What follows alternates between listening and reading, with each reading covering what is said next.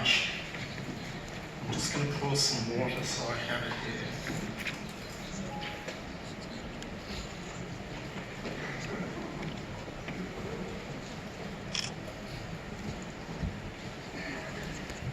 Let's go back. Well, good morning everyone, and thank you very much for having me here today.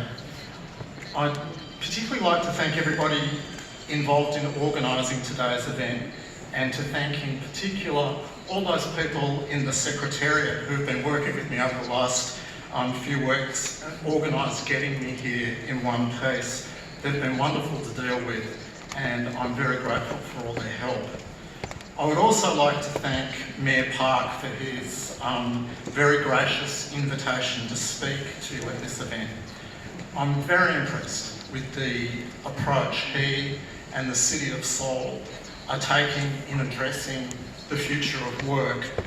And I have to say I'm a little bit jealous that my own country isn't as forward thinking as him and his team.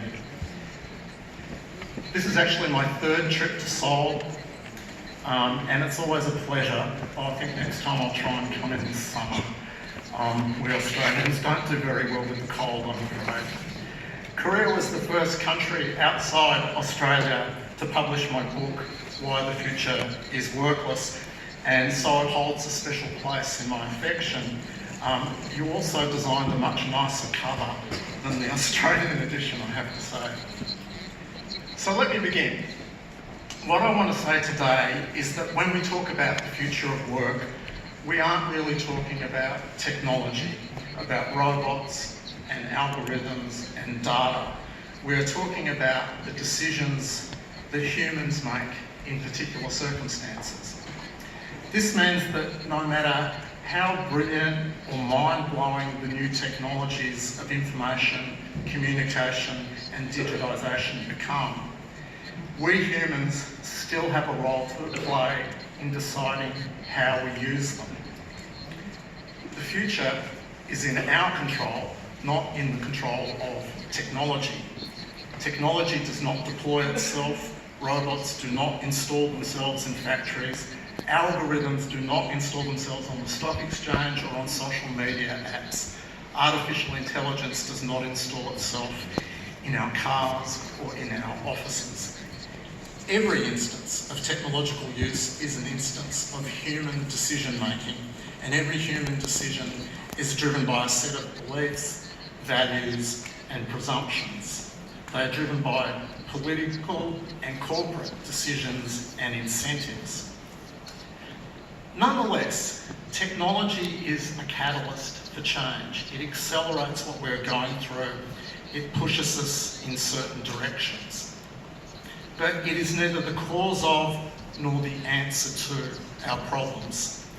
So what I want to outline today is an approach to the future of work that takes all of this into account and that stresses the challenge that faces are not just about technology. Let me start with this image. This is actually my son, Noah, I have to say. He's a dancer with Queensland Ballet Company in Australia. Noah started training full-time as a dancer when he was 14 years old at an art school in Australia that specialised in dance. And once he had graduated at the top of his class, if I can just say as a proud father, he studied for a further 3 years at the Australian Ballet School.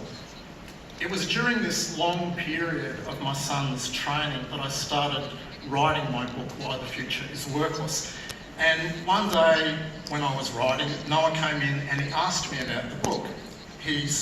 I explained that I was writing about the way in which technology will affect work. I said I was interested in the idea of whether or not humans would be replaced by machines. To which my son replied, "Well, I guess I'm safe." "Why is that?" I asked him. He said, "Dad, no one wants to watch a robot dance Swan Lake." To me, his answer captured a lot of what I thought was wrong with the research and the commentary that I was looking at that time. So much of the discussion of the future of work had been reduced to a single question: will a robot take my job? And my son's comment made me realise it was a bad question. No matter whether you answer it yes or no, it leaves out too much information. Some technologies are enabling and create more work or even new industries. Some are displacing and so actually do replace humans. And we've seen this, yes. We've seen this throughout history. First in agriculture, more recently in manufacturing, and increasingly in offices and other white-collar professions. My personal view is that automation, machine learning, 3D printing and other forms of technology will end up taking a lot of jobs away. Even if they don't replace complete jobs, they will at least take over many of the tasks of which jobs consist. For instance, there may still be jobs for workers in a supermarket, but a lot of the tasks those workers do can be replaced by machines of one sort or another. Self-serve checkouts, automated stock control, robots that clean floors. This might end up that we end up needing fewer people working in supermarkets than we have now, or it might mean that the sort of work that supermarket workers do will change. Maybe instead of scanning groceries, they'll redeployed to supervise a bank of self-serve checkouts. Maybe they'll be redeployed to pick groceries for online shoppers. Or maybe simply by improving productivity, automation will make us better off, and so demand for new jobs will be created elsewhere in the economy. In fact, many economists argue that in the long run we have nothing to worry about because no matter what jobs are lost, there will always be more jobs. So even if someone loses their job in a supermarket, maybe they'll find a job as a fitness trainer or selling other personal services to people, everything from massages to wellness coaching. Well, maybe. But I think it is a dangerously complacent thing to say that there will always be plenty of jobs.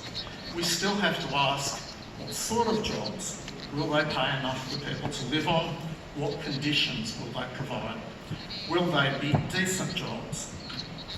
What's more, even if more jobs are created and even if they are decent, there will still be a period of transition, and that transition might be a very painful process.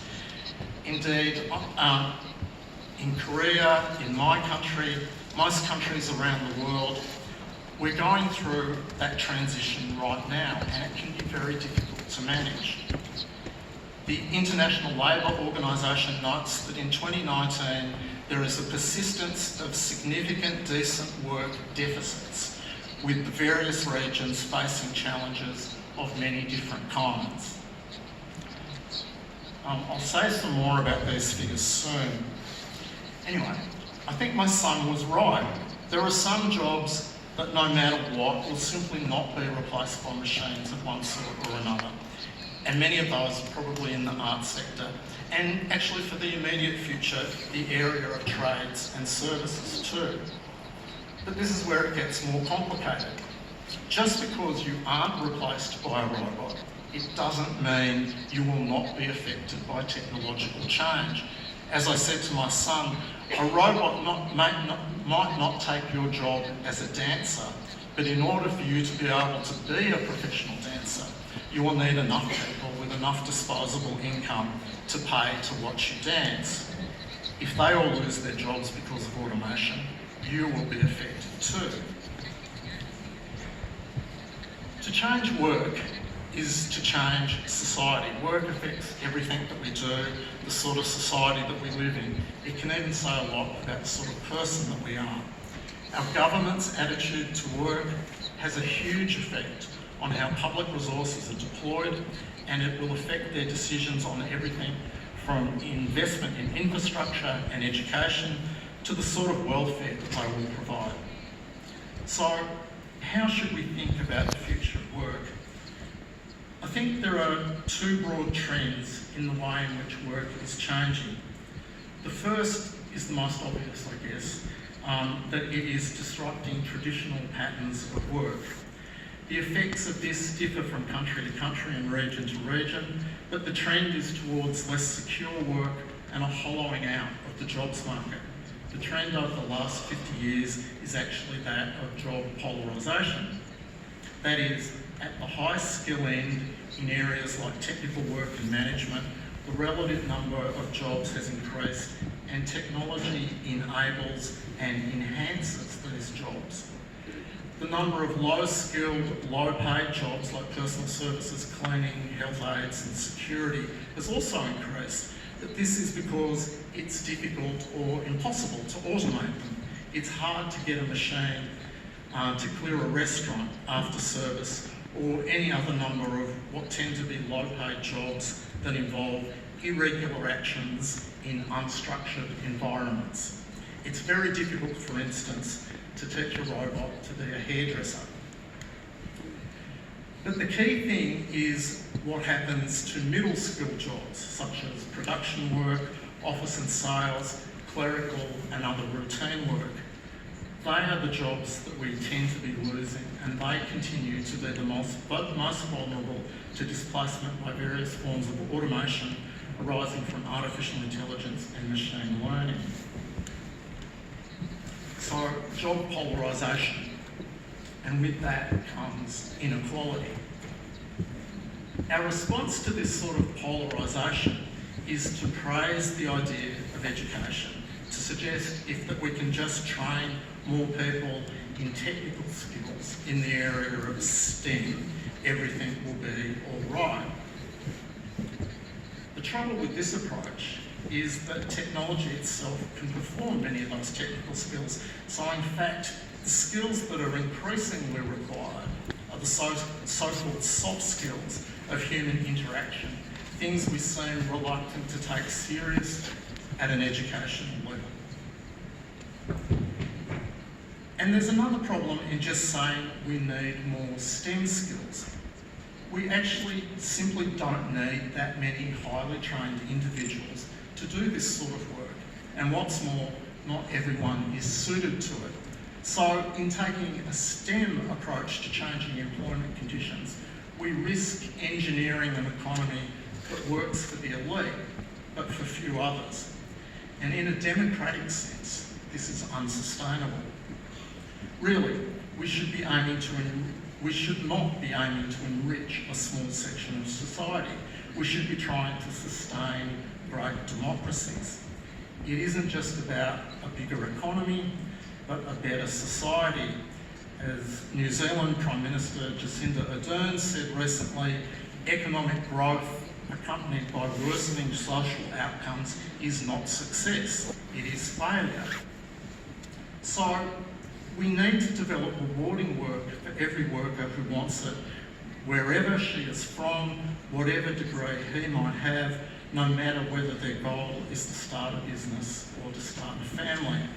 A recent Deloitte's report suggested that only 25% of the workforce need to be involved in high-skilled work that arises from STEM training. So what happens to everybody else? Deloitte suggested in their report that those people would get the leftover jobs that provide services to this 25%. But that just brings us back to job polarisation and the growth of low-paid jobs that can't support a decent life.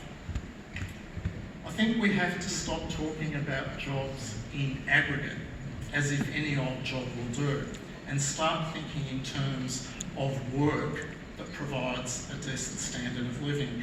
We have to start thinking beyond jobs alone and start thinking in terms of wealth creation and distribution.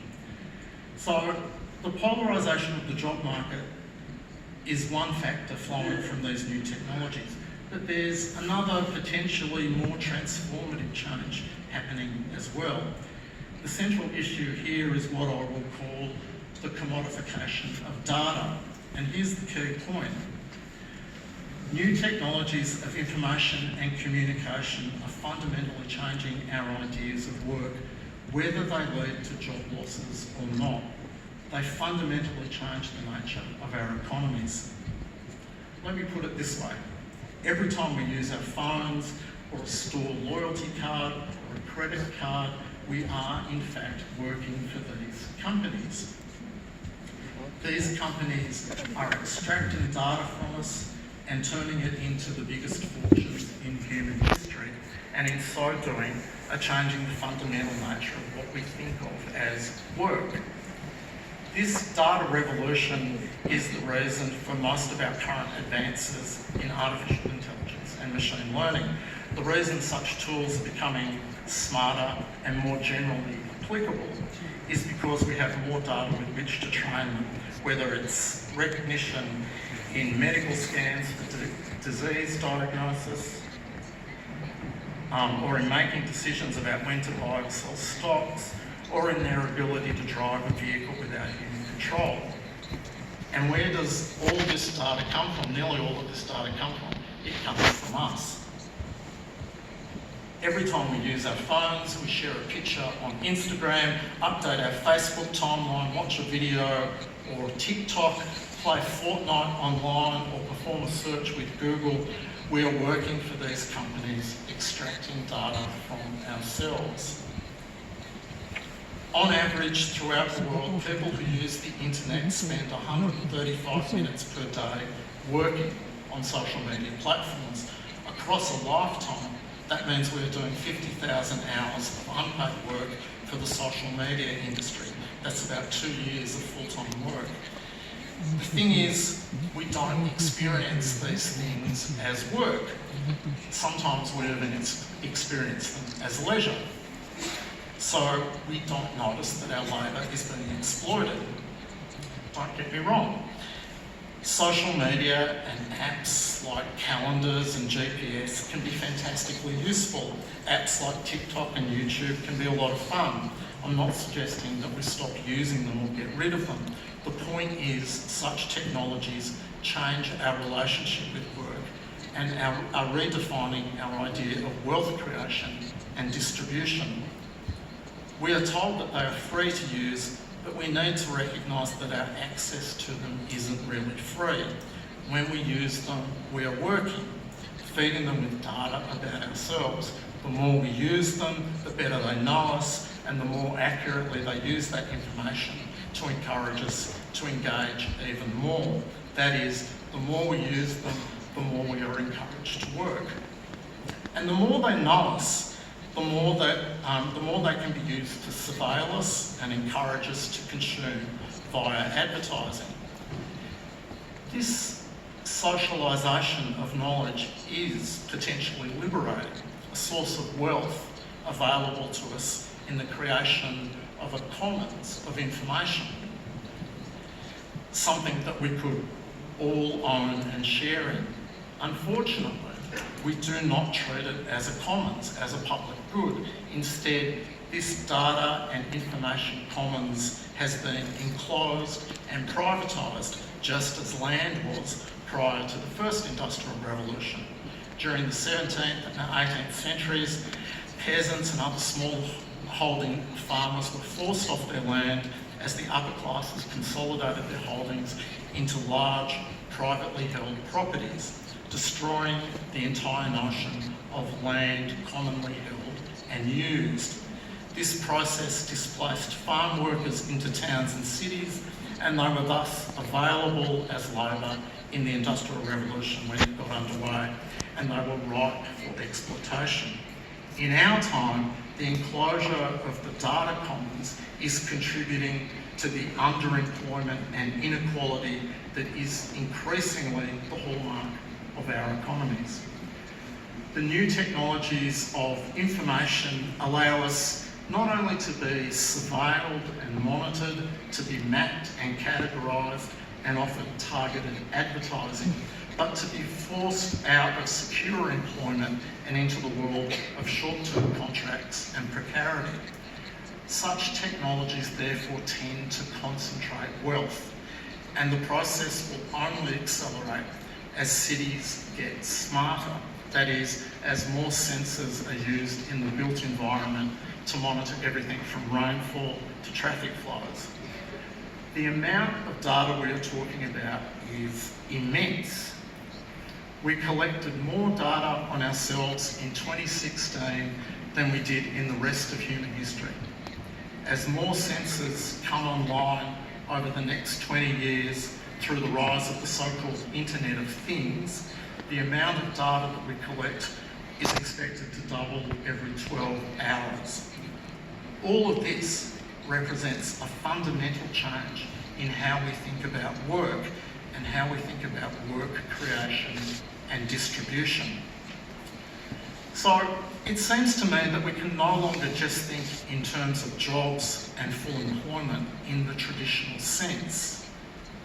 The new technologies create the possibility of a different economy, not one in which there are no jobs, but one in which it is nonetheless possible to achieve high productivity and wealth creation with far fewer humans in the process.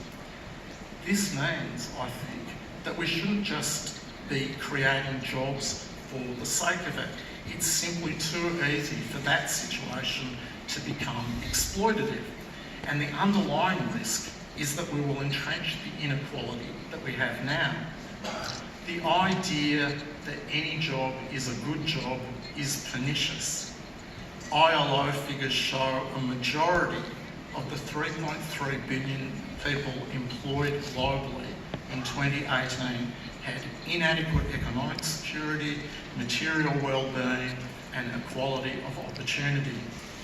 What's more, progress in reducing unemployment globally is not reflected in improvements in the quality of work. The ILO note that being in employment does not always guarantee a decent living, and that a full 700 million people are living in extreme or moderate poverty despite having employment. In the United States, 45% of homeless people have a job. So I think we need to be smarter than this, and that means rethinking from the ground up the way in which we deploy technology and distribute wealth. To that end, we need institutional change that allows input from more citizens. And I think we need to lean in to the technological change. By leaning in, I mean that we should embrace this transformation of work rather than denying it or seeing it only as a threat. To that end, we need to make some fundamental changes to our workplaces and to the ways in which we are governed. And so, to finish off today, let me make 4 suggestions for the future of work.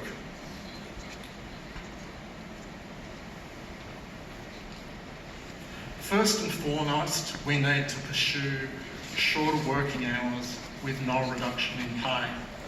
By doing this, we value work differently and make it less central to everything we do. Shorter working hours allow us to pursue other interests and therefore to be better citizens.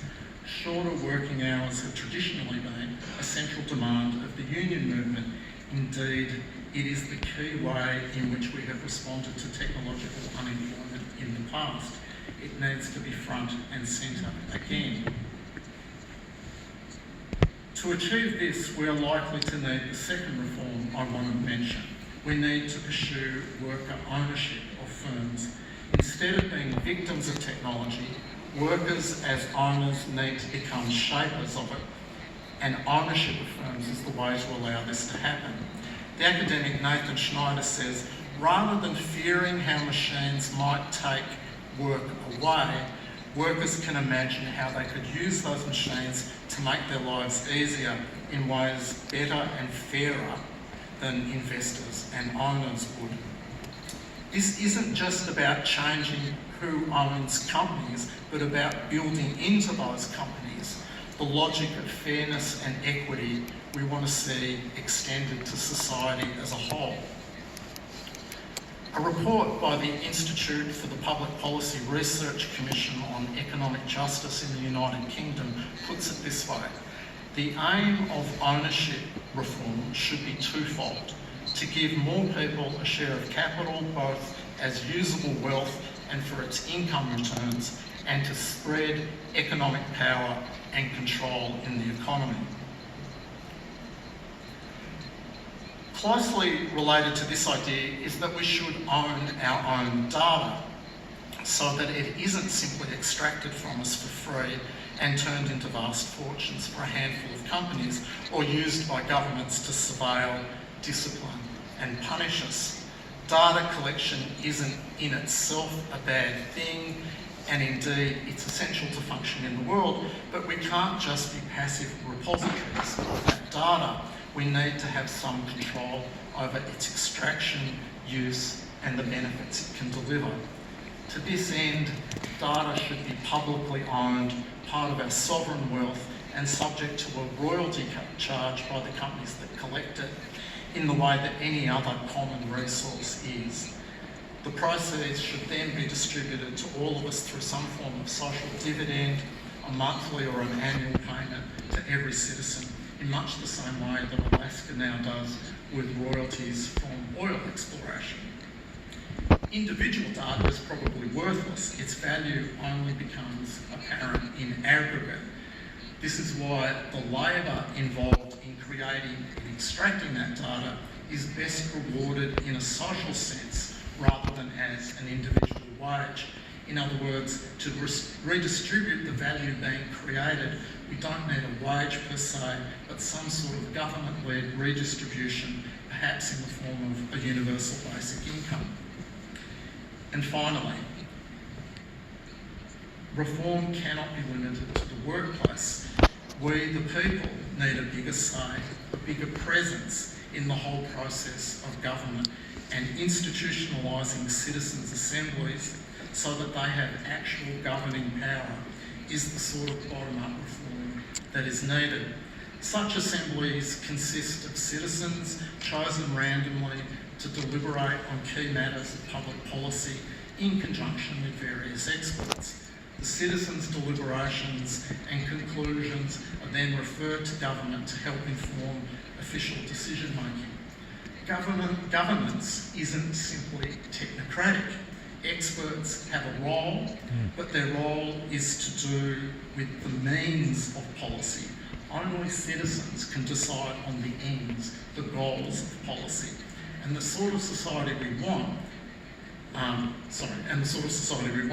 and so they need to be involved in the discussion and the decision making. Remember my opening remarks, technology alone is neither the cause nor the solution to our problems. We humans still need to make decisions about the sort of society we want, and the 4 reforms I've outlined here are a way of institutionalising that sort of democratic change. Having said all that, there's no one-size-fits-all solution to the challenges of the future of work. The solutions that work in your country might be different to the ones that work in mine, and the options that are right for one person might not be right for another. Some of us are dancers. Some of us are not. That's actually my brother-in-law, I hate to say. But the underlying goal is that we are all aiming for is probably pretty much the same no matter where we are or who we are. Our desires are straightforward and widely shared, and they're worth stating as simply as possible. We want meaningful work, restorative leisure, a loving circle of family and friends. We want others to have those things, and we want a planet that can sustain this kind of life. If we ignore issues of what constitutes work and who owns the data that is increasingly the basis of wealth creation, then that wealth will continue to belong to the few. It will convert to political power, and the ability of democracy to operate in the interests of citizens themselves will be completely undermined. We need to fundamentally rethink how we understand the place of work in our lives and be true to that old adage that says we need to work to live, not live to work.